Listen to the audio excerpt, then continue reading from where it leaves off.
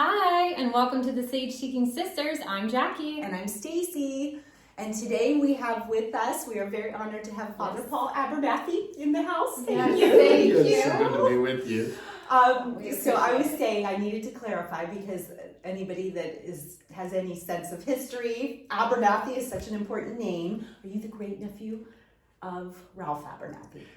He's a great uncle, actually really a cousin. We refer to him as our great uncle here in the Abernathy family. Okay, so he was like one of Martin Luther King's best friends, if not, right? Yeah. Yes. So I've had the pleasure of having you speak to my students over the years, and then my students have come to the Neighborhood Resiliency Project here in the Hill District in Pittsburgh, and they've benefited so much. So maybe you could start with, how this came about, because I know you're the CEO, correct? Yes. Well, firstly, it's good to be with the both of you. Thank you. And, the origin of the Neighborhood Resilience Project, it started in 2011. Wanted to just do something positive in the community, but what we really came to realize very quickly is that the greatest challenge we were confronting was trauma. Mm-hmm. There was just so much trauma in the community, and people would often start by asking for a can of food, but end up talking about a time when they were abused, or they would want a sweater, but end up talking about when they witnessed the death of their friend before them. These kinds of things were so prevalent in the community, we began to realize that this was the greatest challenge we were facing, and that even although it is true there is trauma in every community, there's not the same levels of trauma in every community. And so our community being inundated with trauma.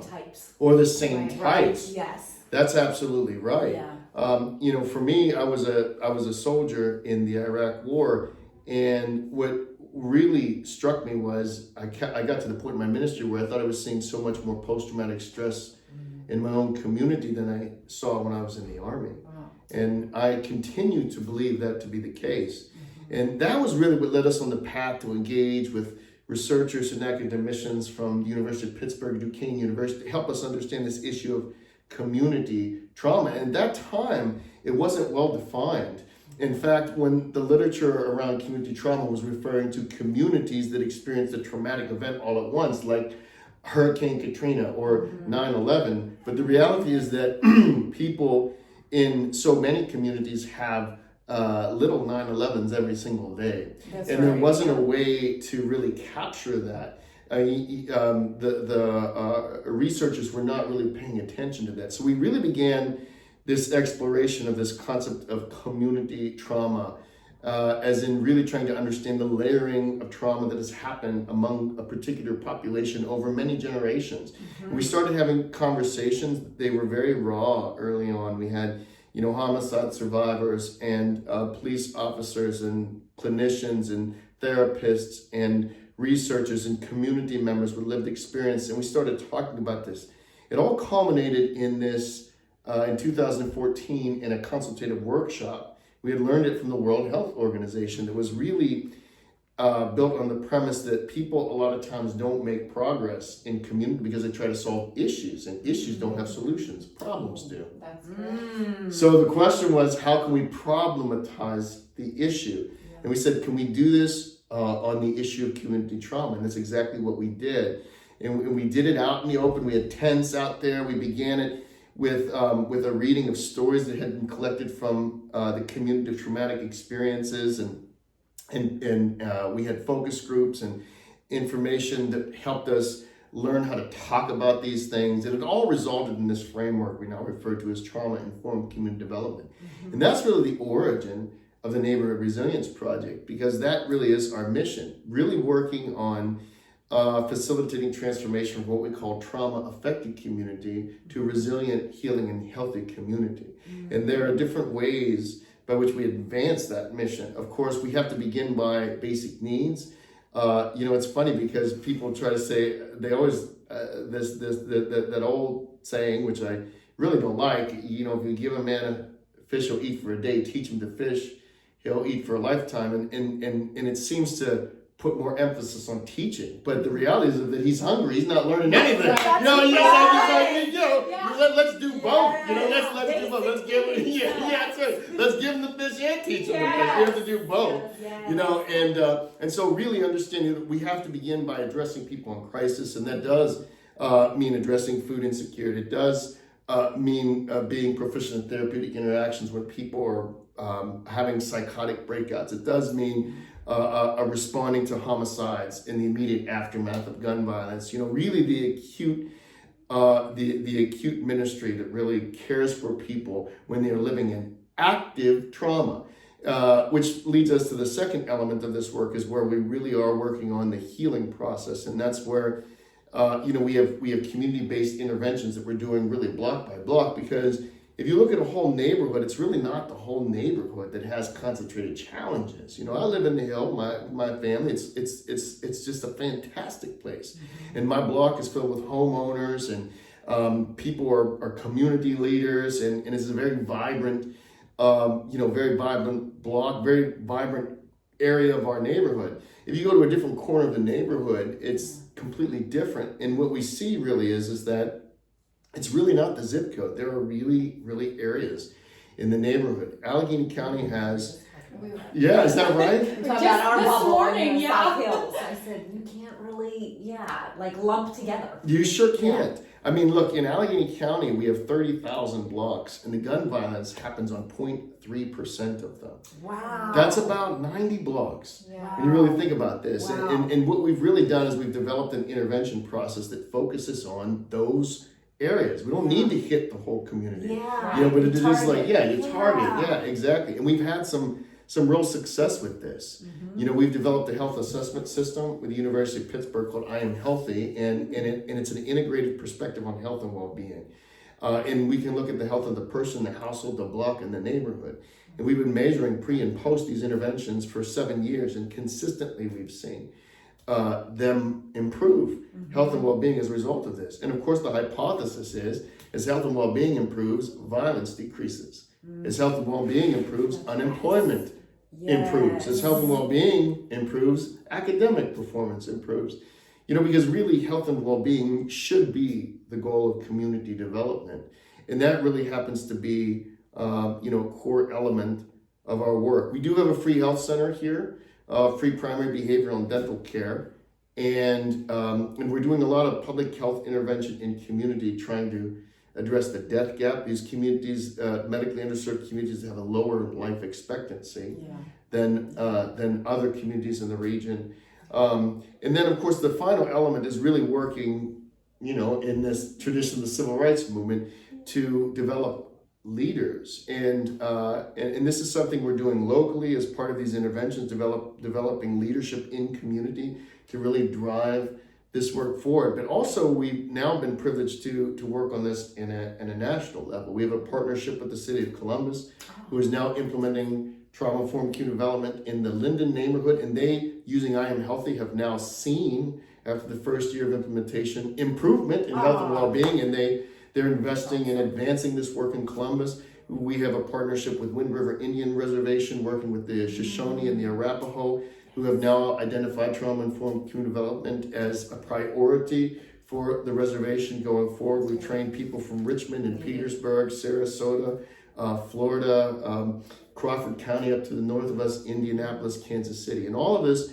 is again, just like the civil rights movement, which had a strong infrastructure to develop leaders. It just didn't happen. Rosa Parks was trained. That's you always tell people, people say, oh, Rosa Parks, yeah. People think sometimes like Rosa Parks, she was tired. She didn't want to give up. She was just tired, didn't want to give up her seat on the bus. The reality was, she was a secretary of the NAACP. That's Rosa right. Parks, she was a graduate of the Highlander Institute. She was selected by the Southern Christian Leadership Conference and NAACP to do that day, to catalyze the bus boycott, which had already been well planned and well supported. So we need that level of infrastructure to develop leadership in our communities. This time really working on building resilience and healing our communities, which are in such desperate need of healing. Oh my goodness. Yeah. This is The so wonderful. inspiring. Yeah. Paul, really. Well. I was thinking, and I'm sure you're aware that epigenetics now is showing Yes. the trauma is generational, and they're tracing it back to 7 generations. Where, just like your DNA would carry like a predisposition to alcoholism or heart disease or depression, the trauma stays with us. It stays with us. And what's really fascinating about this is Well, certainly, we need to be attentive to, the emerging research on epigenetics, the physiological impact that this has, from one generation to the next. Also, traumas passed down via parenting styles. Yes. Traumas passed down via environment. I mean, these are the ways in which we see it is genetic. It is by the way in which we're raised. It is by the culture that is formed as a result of the trauma. There's cultural norms that trauma informs that precipitate trauma from one generation really to the next. And I think it's really interesting about the 7 generations because, some Native American wisdom, I believe it really began with the Iroquois Confederation, the Great Law of Peace. These 6 different tribes of the Iroquois Confederation, when they came together, they formed the Great Law of Peace. How are we going to maintain peace with one another? And one of the elements of that was the 7th generation principle, and that was to say that before they made any decision as a confederation, they would always ask themselves the question, how does this decision affect the next 7 7 generations? Yes. And so you see, even from an indigenous perspective, we realize the importance of this. And what we're doing today, I believe very strongly, we should really have this in mind, that what we're doing today is really setting the foundation for the next 7 generations, for the future. Needed.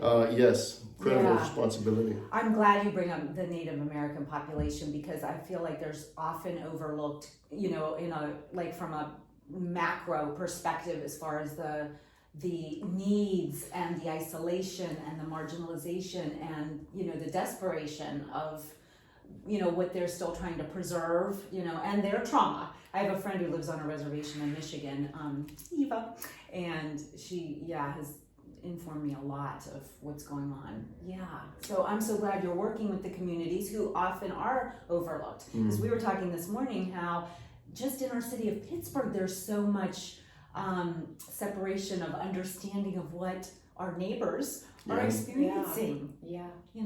Well, it's very true. And one of the things I think, for Pittsburgh is and I love Pittsburgh. I'm a lifelong Pittsburgher. Pittsburgh's been so good to me and my family. One of the things about us is we're very parochial, and we are really good. We have been really good, and I think it's in large part because of the topography here, the rivers and the hills, the way these communities developed. It was not easy to travel from one to the next, and so we're very we have a very insulated perspective here, and. On the one hand, you could say that you could make the argument that it's negative in the sense that we don't have a view of really what's around us, and we need to do a better job of regionalization and saying we all have to do this together. The one element of strength, I think, is that in Pittsburgh there is this strong, I think, undertone of community. And we can build on that. That is resilience, within the sense of community, the relations, and so I think if we just really take the strength of community as we understand it and expand it from a regional perspective, we might have something very nice. Yes, we will. Yes, we will. So a question that I have are, what are some of the hopes that you have for your work in the future? Well, for me, I thank God. God has blessed our work and our organization. I will say that I've gotten to the point now where I really see that that an organization really isn't enough. My hope for the future is that our organization becomes a cornerstone of a wider movement, a healing movement. A resilience movement that really captures this phase of our history and grips the nation. I think we need nothing less. I think that our country, which I love very much, is deeply wounded. In many respects, it's deeply divided. And many in our communities across the United States, those who are the most marginalized are being further and further marginalized. And And so I think this is a critical time for us. So I hope that our work really catalyzes, in some respect, a movement that remembers the forgotten, that heals the wounded, that restores the broken, that gives hope to the hopeless, that at the core of it is centered unconditional love. That we finally may achieve that elusive goal of beloved community, which I believe should be the standard for every community That's right. in the world. Yes. Well, Father Paul, on an individual level, what do you think, because we talk about resilience, what do you think people can do to become more resilient, or to, feel like empowered, or have the hope, have some sort of something to hang on to, because so many people are really struggling? Sure. There's a couple of ways I would answer that, and really speaking from personal experience. Firstly, I think that spirituality plays a major role, because we need to have a framework for processing what's happening in this world. And what's really interesting is I always think of like my great grandparents, who they did not have the benefit of maybe some of the access to medical care or therapeutic care that we have today. And they lived very, very hard lives. And I got to know some from that generation, and they had a peace about them, even though their lives were so troubled. And when I really reflect on what was it that they had, that spirituality was the first thing. That was the core, that was the center, that was their framework for processing the world. And even in how it enabled them to interpret trauma and transcend trauma. I saw a lot in that generation. And so for me, I've learned that in my own personal experience. And there's a particular strength that comes with that. And I think that fuels purpose, which is, I think, the second thing is that we have to learn how to make meaning out of the things that have happened in our lives. And I think there's a gentleman here who is a member of our church, and he frequents our ministry, and he is vision impaired. And he gave this wonderful talk the other day. He asked if he could give a talk. Here he gave this wonderful talk that was where he said that it's not my blindness is not my disability, it is my purpose. I mean, that's perfectly captures meaning making. And he gave this wonderful talk to encourage people to live a virtuous life based on his experience of blindness. It was extremely powerful. And I think this meaning making is a key element. The third thing is community, because we need relationships. And this isn't to say we're wired for it. We're wired for it. We have to. Yes. We have to. And this is one of the big challenges I think we have. Because certainly in the United States, we lean towards individualism. And now look, the dignity of the person, that's important. Where everybody has a voice, everybody has a choice. We understand these things, but we shouldn't understand success in isolation. Right. This radical individualism is destructive. We need each other. We need community. We need family. It's interesting, in this particular generation, people talk a lot about allyship. That's a word that's often used. How do I be an ally? And people ask me that sometimes. Father, how do we be an ally to this cause or that movement? And, I really am troubled by the question, because, again, going back to the civil rights movement, they never talked about allies. Malcolm X, he said once, I won't trust the government because the government told me in World War II that we ought to love the Russians and the Chinese and hate the Germans and the Japanese. And when the war ended, They said we had to love the Germans and the Japanese and hate the Russians and the Chinese. I think that perfectly captures allies, because allies, they are there as long as they're politically expedient. Yes, manipulative. Yes, it's just about achieving a particular goal. But in the civil rights movement, they didn't talk about allies. They talk about brothers and sisters. That's right. They said, we don't want to be allies. We want to be family. Yeah. You know, I always love in the Middle East when they say, when they say welcome, ahlan wa sahlan is what they say. And it literally means ahlan is family. Yasahil is easy. It means that we easily become family. And this is what resilience is. I think we need that easy family around us that's going to lift us up whenever we are down. And so for me, these are just a few things that I've found to be helpful for resilience in my life. Oh, gee. Yeah. I'm gonna be processing this conversation. I know. It's so true. Oh, Father Paul. Is there any advice you would give for the younger generation, or maybe like words of, comfort? Because we work with the teenagers, and they're lost. They're looking for something. The most important advice I could give is to find a strong mentor. Because when I reflect on my life, it was those mentors really who poured into me, who gave me direction. I did have an amazing family upbringing. My mother, a single mother, social worker. I was raised by a single mother, social worker, an amazing woman. My grandparents were amazing people. They were there for me. And after that foundation, it was those mentors who really, when they poured into me, I would not be here today doing this work were it not for a few key mentors along the way who, and what would I say about a mentor? One of our bishops was asked by a priest once, how should we choose a spiritual father? So as a priest, how we need someone to guide us in our spiritual life.